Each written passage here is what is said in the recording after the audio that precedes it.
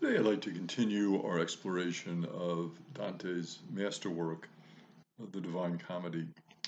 So far, we've taken a look at the life of Dante and the struggles that he went through as far as fighting in Florence and the White Guelphs and the Black Guelphs and the Ghibellines and the battles back and forth. And unfortunately, Dante being on the losing end and being in exile. Then we've seen the intricate structure of the Divine Comedy and the masterwork it is in terms of the verse, the rhythmic structure, just amazing, all the work and effort he put into it. Let's take a look now at some of the content as we go through the three stages in Dante's Divine Comedy. Starts out in what we call the Inferno, and Dante is lost. He's lost in a dark wood, which kind of symbolizes sin. So he's got the struggle with sin, and he's assailed by beasts that he cannot evade, unable to find the straight way to salvation. As a lot of us would say, being on that journey and not knowing which path to take. Dante, of course, in his life was surrounded by all sorts of choices and difficult situations. So we can relate to this feeling of being in this dark wood and not knowing how do I get out of it? Where am I going? The confusion that can happen in that dark wood. But lo and behold, he is rescued by one of the great Romans, by the poet Virgil. And of course, Dante, being a poet, would make sense that he would go to the highest of poets for the Latin tradition, for the Roman tradition, and that would, of course, be Virgil with his amazing Aeneid. So we see the structure of hell that Dante has to go through. We see upper hell. Upper hell is he's confronted with the four sins of indulgence, lust, gluttony, avarice, and anger. So this idea of indulgence and how we struggle with our appetites, our indulgences, certainly difficult to control. Lust, this desire we have to really use our sexuality in the wrong way. Gluttony, our physical appetites for food, for pleasure. Avarice, wanting to have more of the material goods of this world, more money.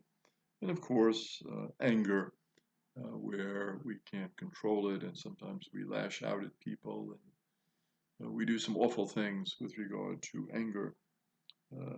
Circle 7 in hell has the sins of violence, and we see the fighting, of course, that Dante had to endure, and we can see why that would be such an issue for him in that seventh circle.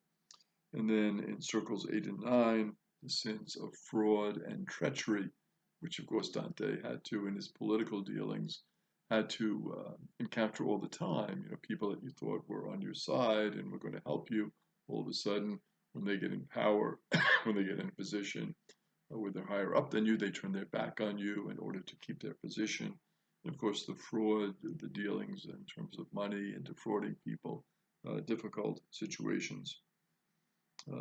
Limbo is in circle 1, and in circle 1, of course, you have the problem of what you do with the virtuous pagans. So people who really lived a good life, but they never were formally baptized. Was a difficult situation for Dante to deal with. Where do we put these people? So we put them in limbo. In circle 6, of course, the heretics were put in that circle because they did all this harm in terms of misleading people. So we see this confrontation of Dante with the terrible situations of hell, the Inferno.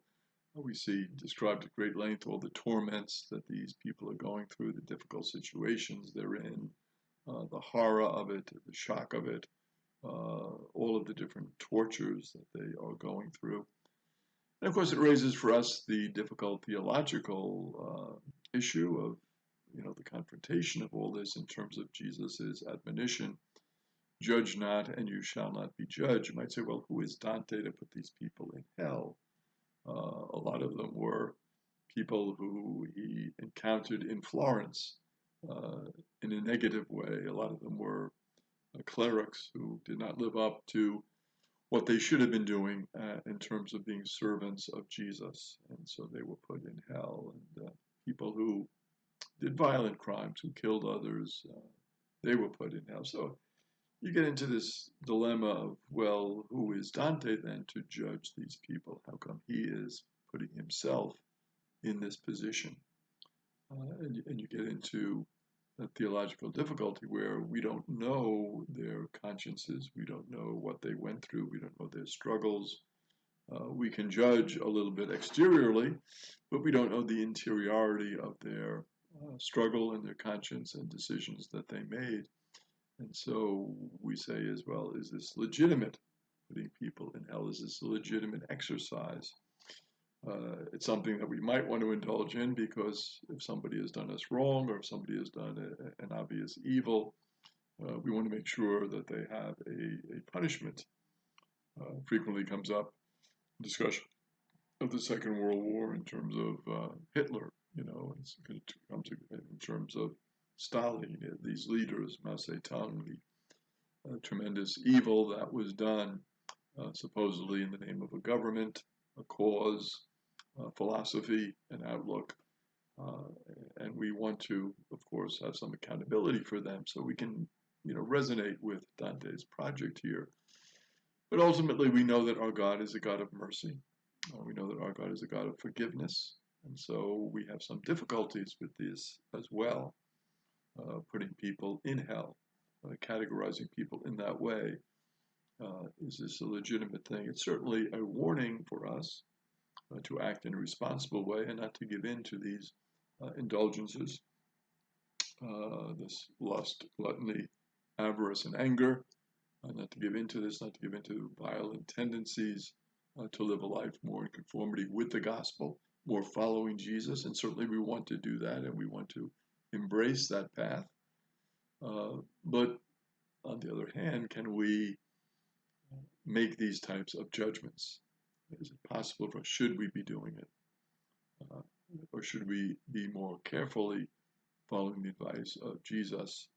Judge not, and you shall not be judged. So it becomes for us a question to discuss, a little bit of a dilemma in terms of Dante's project.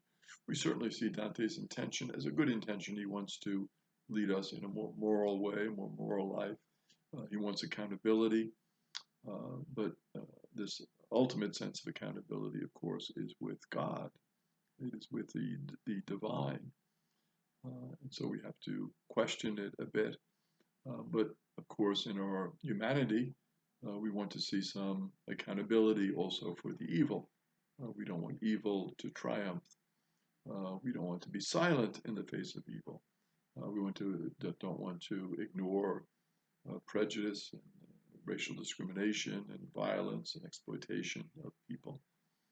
Abuse, we don't want to be quiet in terms of that. So Dante is encouraging that sense of accountability, that sense of speaking out against injustice. And so in that frame, we can appreciate Dante's project here, and we can say, yes, we should hold those accountable. We should point out the evil that they are doing, and pray for certainly their conversion, pray that they're able to avoid that terrible attraction of evil, and that we all are, and that we follow that path of the Lord. So Dante raises some very intriguing questions here for us, and of course a lot of the characters historically are very interesting too in terms of why they are in the Inferno, what they have done, what their sins are. And so it encourages us to kind of explore that a little bit more historically. So this journey that Dante is on, we are now in this first stage of the Inferno, and we will journey on further.